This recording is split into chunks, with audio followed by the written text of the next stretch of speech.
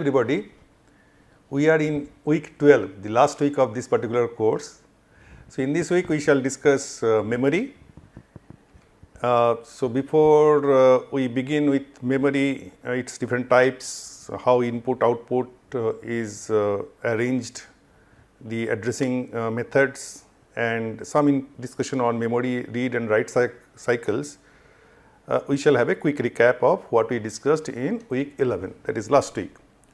So, in the last week we discussed analog to digital conversion and digital to analog conversion, and we started with the digital to analog conversion, and we found that binary ladder based DAC is preferred over the other method, which is weighted register based DAC for from the loading point of view, the output impedance point of view. So, there are certain advantages, and this is more common. And we had seen that other than these the weighting part that we get, where the binary weights get mapped to the corresponding analog output. So, there are other circuitry in the form of buffer amplifier, resistor, level amplifier, okay, all those things are required to make a DAC work. And then we move to ADC, and we found that flash ADC, the simultaneous conversion method, that is very fast, but the number of comparators required is very large. Okay. And in the counter based method, we found that the number of comparator reduces to 1, but the time taken to convert an analog signal to corresponding digital equivalent is quite large. And to reduce the time, we discussed continuous tracking type of ADC, using both up counter and down counter. Then we moved on and we discussed successive approximation type ADC, which is very popular, and it has its advantages, especially when multiple inputs are to be converted one after another. In the continuous tracking type, the tracking gets lost, the lock-in gets lost once you move from one input to another. We also discussed dual trace ADC, which within it uses integrator, for which we have an advantage of that ADC providing better noise immunity. And further we discussed delta sigma ADC, which is good for slow changing signals, and it uses oversampling of the input, and it can give very high resolution. I mean, the number of bits that we can get in A to D conversion is quite large. And we also discussed some of the performance metrics, accuracy, resolution, and the errors involved both from digital type and analog type. And that is how we concluded week 11. Okay. Moving on, we begin with the types of memory that we encounter in digital electronics or digital circuits, and here we are talking about some specially designed data storage units as memory. Okay. And we have seen flip-flop register, they are being used as memory, and in this particular week we shall look more into semiconductor memory chips, specially designed semiconductor memory chips, and also there are memory elements which is coming in the form of magnetic disk, okay, optical disk that we have used, we are using in computers, but that is outside the purview of this particular discussion. And we make use of them in the when we connect them as a peripheral to a computing platform. Okay. So, in semiconductor memory chips, we have mainly two kinds of them. One is called RAM, random access memory. This is volatile, means if power goes on, then the value gets lost, and it is easy to write and it is easy to read. So, multiple read and write operation is possible, and that for which it is also called read write memory.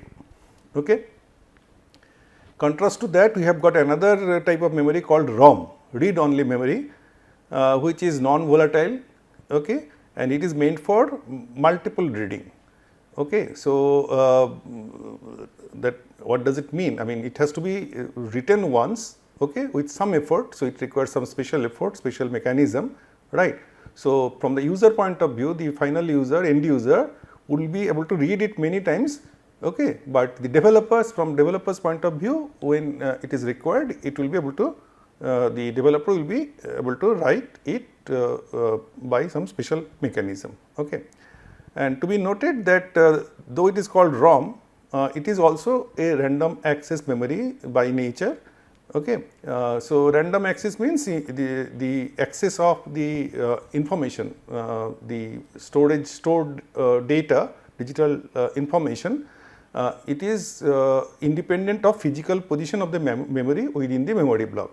Okay. It does not really matter where it is there, but if it is a sequential access, then it has to move sequentially from one place to another. So, that will take, if it is further, then it will take more time, like if it is in a tape.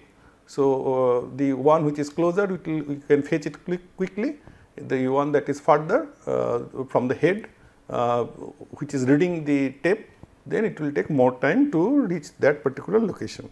Okay. And of course, within this RAM and ROM, there are further subdivisions, like in RAM, that is called static RAM, which does not require refreshing. There is dynamic RAM, which requires periodic refreshing. Each one has its strength and weaknesses. Similarly, in ROM we have got PROM, we have got EEPROM, all those varieties we shall take up in subsequent classes. So, these are the two major variety. And other than that, the memory, of course, we understand that in a memory block, there will be an address lines. Okay. So, this what you see over here, this is a RAM, representative RAM block. So, address lines. So, this indicates a location in the memory. Okay. So, if there is a 2-bit address line, say A0 and A1, then 2 to the power 2, 4 such places in the memory can be addressed, right. And in that you can write data, right. So, if the data is of n bit, it could be 1-bit data, it could be 4-bit data, it could be 8-bit data and all. So, this is the data in, okay, and this is the data out, that is, as I said, random access memory, read write is possible at the user end, okay. And then we have the other kind of control inputs in the form of read, write, enable. So, sometimes these three or control inputs can be clubbed into 2 and all, and subsequent output can be generated from those 2 inputs. So, those schemes we shall see little later. So, enable means this particular RAM block is being accessed, okay, and for which this is the corresponding address, what you see over here. And then when you say read operation, so you are inhibiting write, so you are reading whatever is already stored, okay. And when you are saying write, then you are overriding the current input, so you are writing a new information, okay. So, the old information is lost, okay. So, then you can again read by invoking read. So, these are the standard read, write and enable, these control inputs that you will see, right. And when you take it to ROM, so basically in this particular case you will see that there is a enable, whenever it is enabled. So, you know it is the reading operation only that you are doing, and from the developer side something has already been written into it, which we can read multiple times. And similarly, where from you are reading, that is defined by these address lines, okay. And memory can be another subdivision could be there, bit organized or word organized. So, in a particular location, address location, if only 1 bit information is there, if that is the way memory is organized, then it is called bit organized, okay. And in that location number of bits are there, okay. So, a group of bits are there, then it is called word organized, and it is the size of the word depending on which you will be having 4 bit, 8 bit, 16 bit, 32 bit or so on and so forth depending on your requirement. Is it clear? So, these are the way we broadly define memory, and then we shall see further subdivisions going forward. Okay. Now, as I said, the control mechanisms we shall see, right. So, here we see a particular memory block, a very simple memory block, right, which is having a control input CS and read stroke write. So, R for read and W for write, write is complement. So, basically if it is 1, then read operation will take place, and if it is 0, then write operation will take place. Okay. So, then two inputs is clubbed into 1, and CS means chip select, bar means if it is 0 this chip is selected, and if it is 1 then this chip is not selected. Is it clear? And this is the memory unit, and there are physical memory cells, more about that we shall study later, right, and that particular cell is addressed by some address bits for which certain address decoder is there. Okay. So, this we shall take up later. So, once this chip is selected and we know that the address lines are pointing to a particular location of the physical location of the memory, right, then two operations are possible, right. One is read operation, another is write operation. So, in this particular case what we are showing that for this memory block we have got separate input and output. So, this I stands for input. Okay. In brief we often say that it is IO, I means input and O means output. Okay. Right. So, then this control logic is generating a write signal, right, or a read signal. So, whenever it is, so this is a tri-stated buffer. So, if it is not invoked, so if it is 0, okay, so then this output will be high impedance. So, basically this input is not going to the output. So, it does not get written. Is it fine? And whenever it is 1, then this I0 goes to a specific its location, I1 its location, I2 its location, and I3 corresponding location. Is it fine? So, these are separate, these 4 input lines are there. And for our read operation, so at that time definitely write should not be there, then there will be mix up, right. So, at that time write will not be happening. So, whatever is already stored, the memory address is in this invoked, the location is invoked, chip select is enabled, then whatever is there, so this will be 1 and then it will go to the output, otherwise it will be remaining tri-stated, okay, high impedance state. So, this is one simple organization, right, with separate input and output.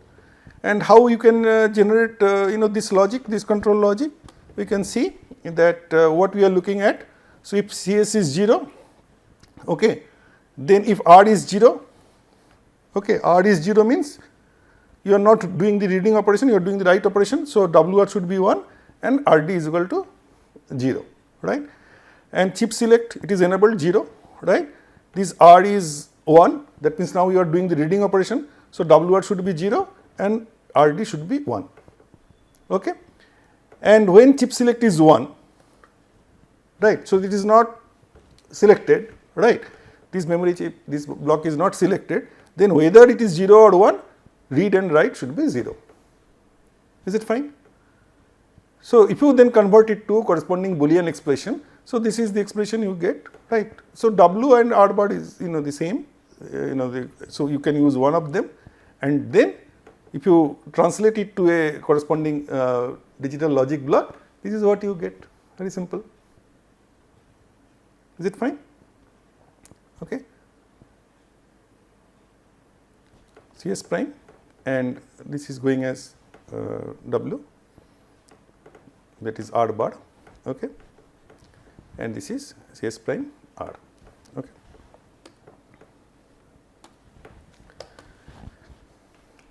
Now, we can see memory blocks, memory ICs in which these input and output are not separate, they could be common also, okay.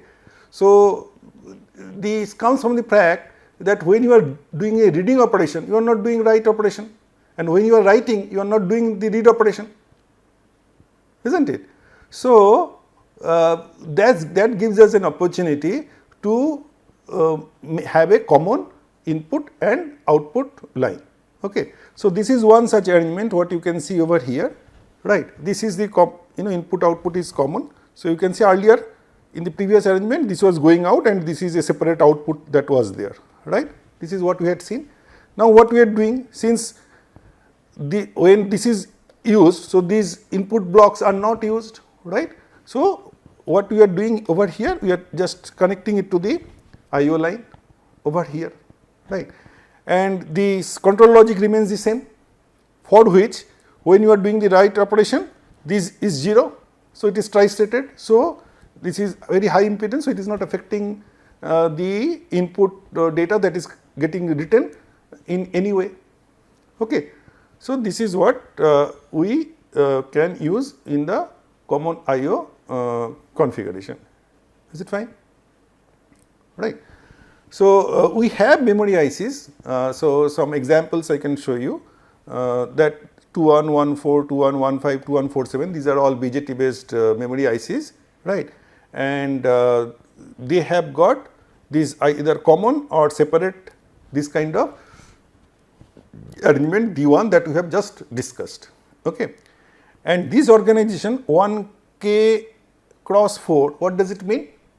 That 1000 such locations are there, right, physical locations are there, and to invoke this 1000 location, so 1001K we know in digital logic or digital discussion binary arithmetic, so 1K stands for 1024. So, how many address bit will be required? So, log 1024 to the base of 2. So, 10 address bits will be required. So, this particular IC will be having 10 address bit to point to a particular location of the memory, and in that how many in each location how many bits are stored? So, 4 bits are stored. So, it is word organized, right, and these are these input and output, this writing is, this is common, okay, and all these are using two control logic CS and R read stroke write bar, the one that we had discussed just now, right. Now, what about this one 2115, this is bit organized, again 1K, but in each location you are having only one bit that is stored, right, and in this case you have got separate input and output lines, okay, right. And 6168, this is CMOS based IC, right, memory IC. So, we shall see both BJT based memory cell and CMOS based memory cell little later, I mean in subsequent classes, right.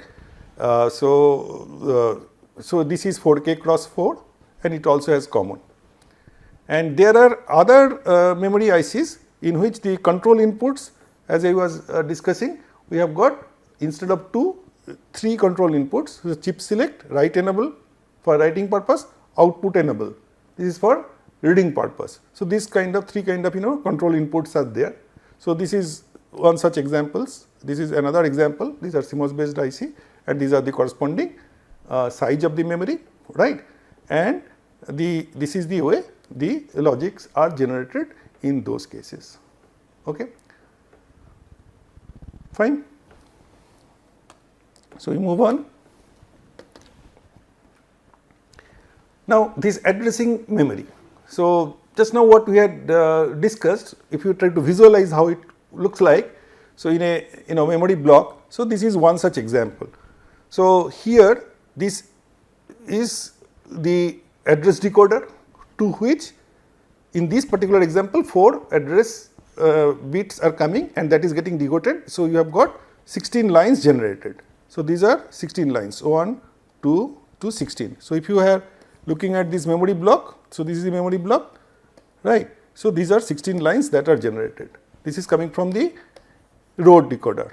Okay. So, there are 1, 2, 3, 4. So, these are the decoded output and then this is the memory. So, 16 such lines to the memory, okay, after the decoder, and from each location, right, each location you are having 4 such bits, right. So, these are the 4 cells that you can see. More about this we shall discuss in the next class, how these cells are formed and all, how they are, So, this is connected, right. So, when you are addressing this one, this particular line, of course, the others ones are not addressed. So, whatever is information is there in this cell why, I mean, this is one side, this is another side, both are coming over here. So, this organization we shall see little later, and then we are reading it. Okay, during the reading, when we are doing the read operation, and when you are trying to write it, so information will go from here to here and change the value of the cell. And during the reading operation, information will come from here to here if it is the first location, and then other locations are tri-stated, so they are not contributing. Okay, and similarly, if the next location is addressed, so this one, so information will come from here for read operation and will go to it during write operation. Okay, and otherwise it will remain tri-stated. Okay, so this is for bit 1, bit 2, bit 3, bit 4. So this is what organized, right? And this is the data coming in, and this is the data going out, and we have this particular thing, a practical IC 489. Okay, if possible you can work with it in the lab. So this is a 16 cross 4, so 16 such UC locations, and 4 means 4 bits in each location, 64 bit RAM. Okay, and so this CE that you see over here, chip enable or chip select in our earlier discussion. So in the IC data sheet, if you see, you can see that it is written as memory enable. Okay, so write enable, it is there. Okay, which is inverse of read. Okay, that we have already seen. The other thing that you see, the data in I1, I2, I3, I4 in this particular diagram, the corresponding thing in the data sheet is D1, D2, D3, D4, and this is the corresponding output, final output in this diagram, D1 bar, D2 bar, etc., which corresponds to Q1 bar, Q2 bar, and then you can do this mapping. Fine. And this kind of addressing, where the address bits are coming and one after another, these row decoding, I mean through a row decoder, locations are being accessed. So this is also known as linear addressing. Okay, and in contrast to that, we shall see another kind of addressing, which is called matrix addressing. Okay, so what we do there? So in this, a particular location is accessed. Through a row decoder and a column decoder. Okay. So how does it really work? So let us look at one example first, and then we shall come to this particular block. So this is 16 lines you have already seen, right? See that 7489 example, the previous in the previous slide. So these are the 16 lines that are going to the memory after the row decoder. So this is the memory, say block. So say this is 16 cross 1. It could be 16 cross 4 also. Okay. So this is there. Whereas in this case, what you see, if you are having in each location say one such thing, one such bit you are trying to address. So you can have 4 rows here and 4 rows there, and at the cross point over here, you can store 1 bit, right? So it is a 2-dimensional plane now, and if you want to store 4 bit, so then it will be coming in the z direction. If this is x and this is y, then it is in the z direction. So 4 such cells will be placed. Is it clear? Or if it is just 1 bit, then it is over here.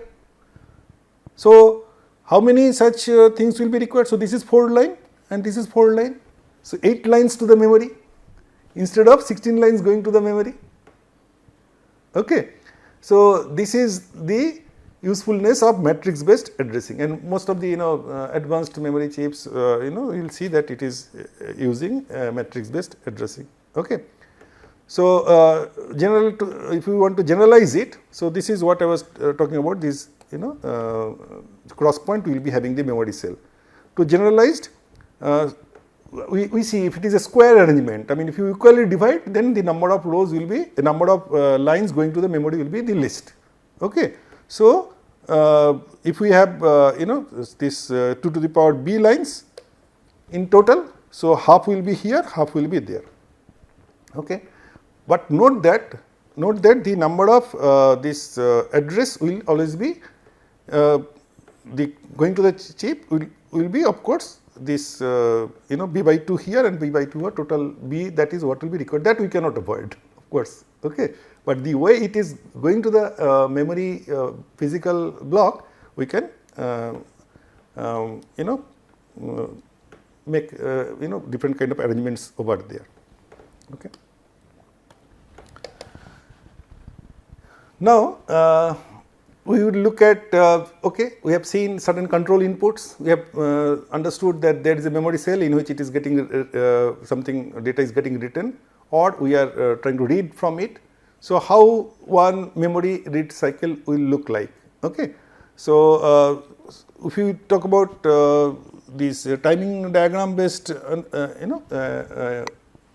understanding, then we look at one such cycle over here. So, here this is high, means we are trying to, so this is low, this is high. So, this is we are trying to do a read operation. Okay.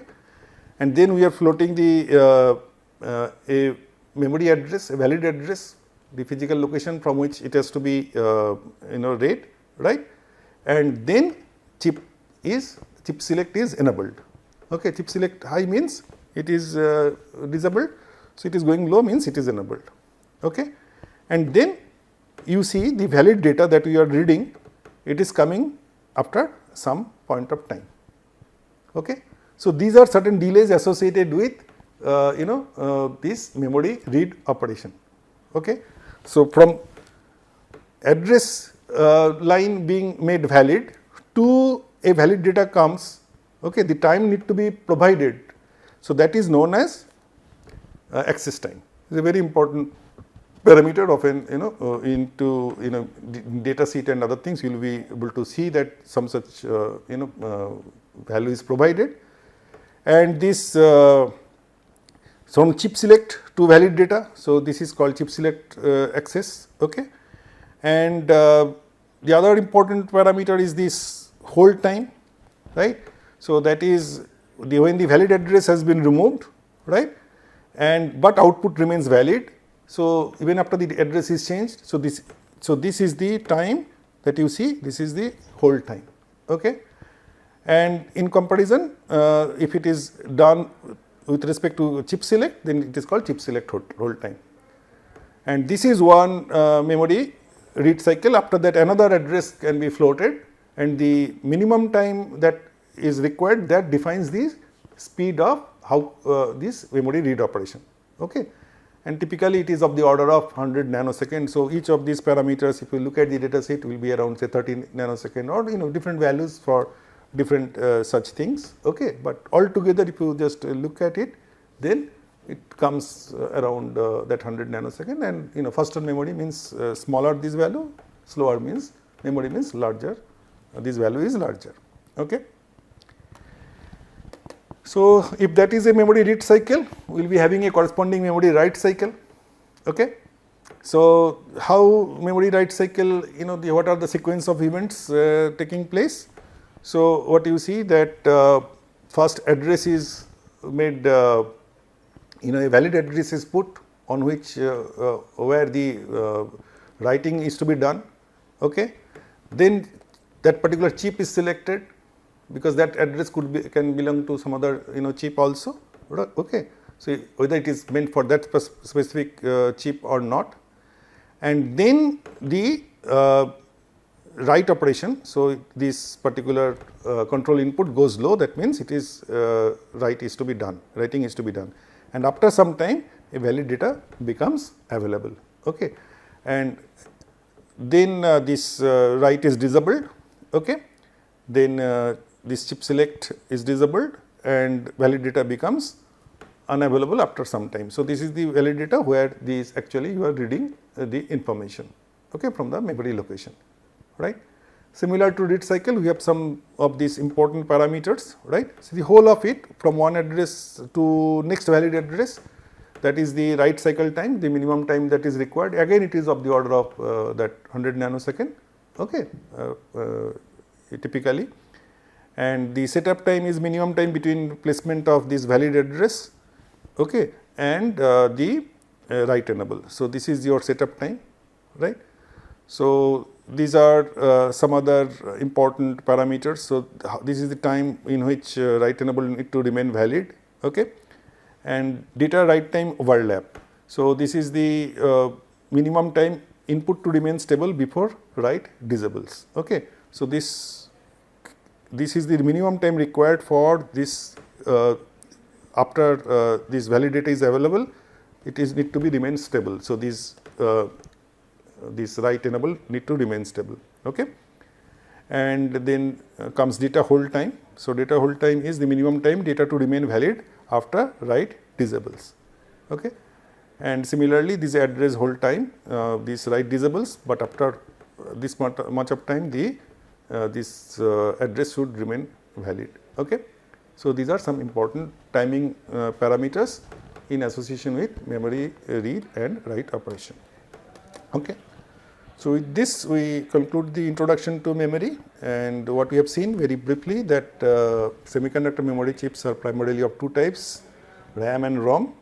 Both are actually random access, okay, where the access time is independent of physical location of the memory cells, and input output data lines to memory can be separate or common, okay, and memory addressing can be linear or matrix based. And of course, for matrix based, the number of lines, input lines to locate a cell is minimum, can be minimum, and it's minimum for square matrix. Okay.